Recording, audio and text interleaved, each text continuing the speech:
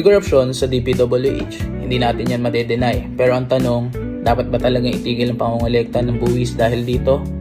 Para sa akin, hindi dapat. Una, sa legal and governance side, ang tax collection ay constitutional duty ng gobyerno, ibig sabihin, obligasyon neto na mangolekta ng buwis para lang patakbuhin ng isang estado. Walang batas na nagsasabing pwedeng itigil ang buwis dahil may korupsyon sa isang ahensya lang, tulad ng DPWH.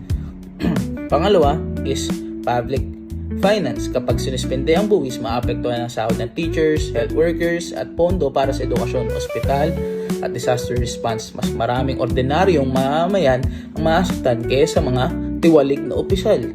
Ang tamang solusyon ay linisin at pananagutin ang DPWH, hindi itigil ang buwis. Reforma ang sagot, hindi pagpaparusa sa buong bansa.